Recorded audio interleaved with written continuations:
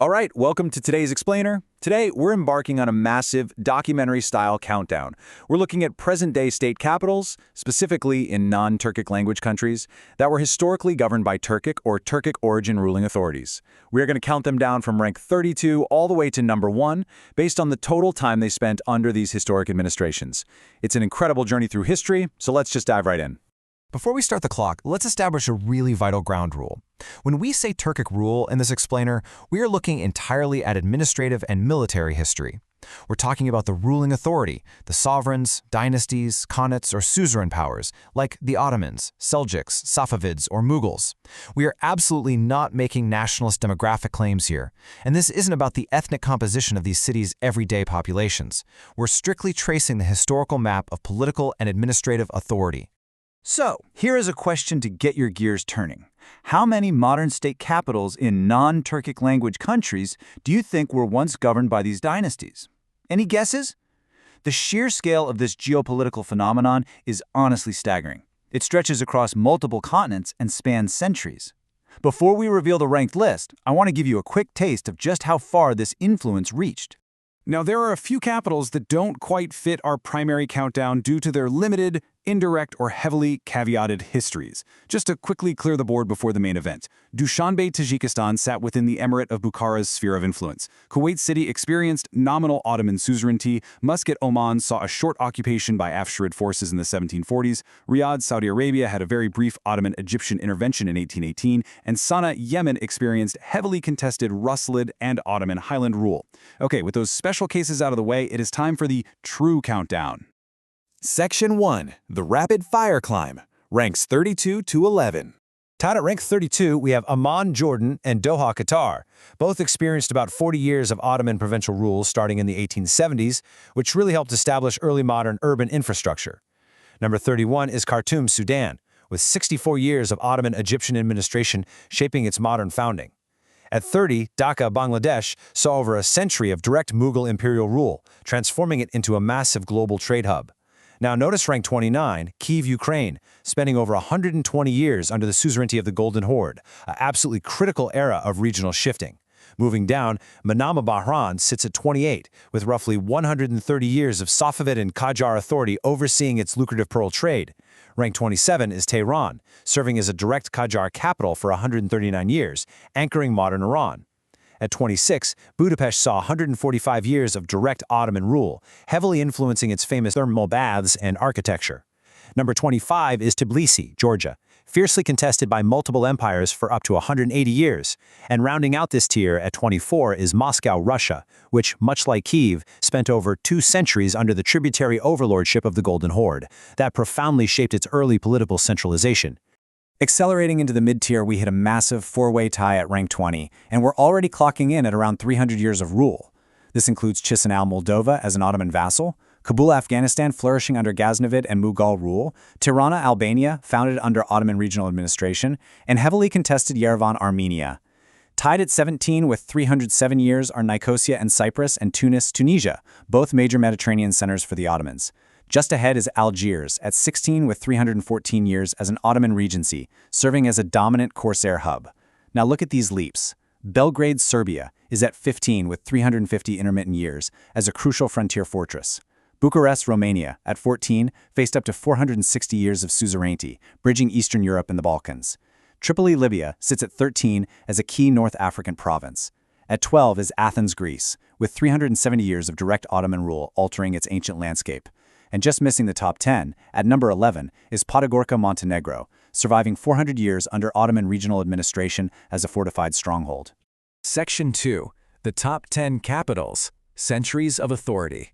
Coming in at rank 10 is Sarajevo, the capital of Bosnia and Herzegovina, with approximately 415 years of direct Ottoman rule starting in 1463. And right above it at rank 9 is Pristina in Kosovo, with 457 years of direct administration beginning slightly earlier in 1455.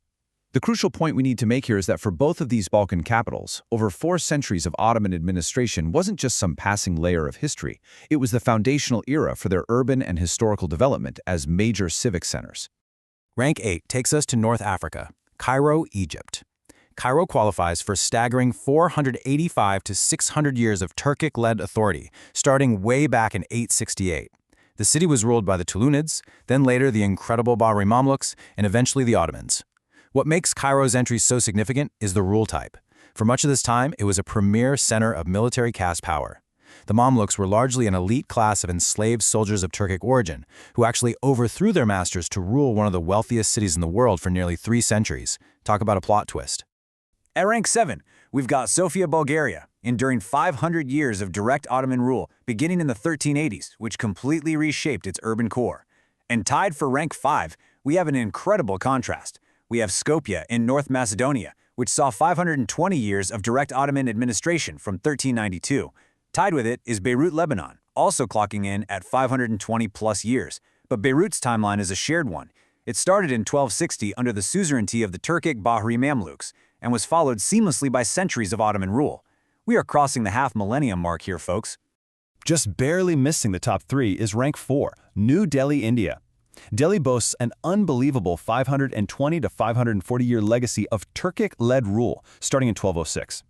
Now, this wasn't provincial rule. This was the imperial heart of South Asia. It was the anchor for the Delhi sultanates, including the Mamluk and Tughlaq dynasties, and eventually the magnificent Mughal Empire, founded by Babur, a Turco-Mongol conqueror. It is a prime, textbook example of dynastic and imperial rule shaping the entire subcontinent. Entering the top 3, we have Jerusalem in Palestine, with roughly 540 to 550 years of administration. Starting in 1073, this globally contested holy city changed hands a lot, but it largely remained within the sphere of successive Turkic empires. It was held by the Seljuks, later directly administered by the Bahari Mamluks, and finally ruled by the Ottoman Empire, all the way up until 1917. Rank number 2 is a total masterclass in segmented history, Baghdad, Iraq. Baghdad experienced roughly 590 years of direct, though heavily layered, Turkic origin rule starting in 1055. Just think about this sequence. It starts with the mighty Seljuk Empire. Then, in the 15th century, it's ruled by the Turkoman-Kara and Ak-Koyunlu confederations. Next, the Safavid dynasty, heavily supported by the Turkic Kazilbash military order, takes control. And finally, the Ottoman Empire claims the city, holding it for centuries. That is 4 distinct periods, all tracing back to Turkic or Turco-Persian administrative authority. And that brings us to our number 1 capital. The total time this single city spent under various forms of Turkic-led rule is an absolutely staggering 620 years. Rank number 1 goes to Damascus, Syria, beginning in 1076 with the Seljuks, followed by the Turkic Bahari Mamluks, and then centuries of Ottoman direct rule. Damascus claims the undisputed top spot. For over 6 centuries, this ancient city was the ultimate focal point of continuous Middle Eastern administration under highly diverse Turkic military and bureaucratic elites. 620 years makes it the undisputed champion of our countdown. Section 3. The Legacy of Governance. The Grand Synthesis. So what does this all mean? The big takeaway here is that Turkic and Turkic origin rulers governed a frankly incredible geographic arc. We're talking about capitals stretching across the Middle East, the Balkans, the Caucasus, North Africa, South Asia, and right into Eastern Europe. And crucially, they didn't do this through a single monolithic empire. It wasn't a one-size-fits-all approach. They used highly adaptable models of governance. You had direct imperial administration by the Ottomans in places like Sarajevo and Athens. You had suzerainty and tribute extracted by the Golden Horde in Kyiv and Moscow. You saw unique military caste systems with the Mamluks in Cairo, and massive dynastic empires like the Mughals in Delhi.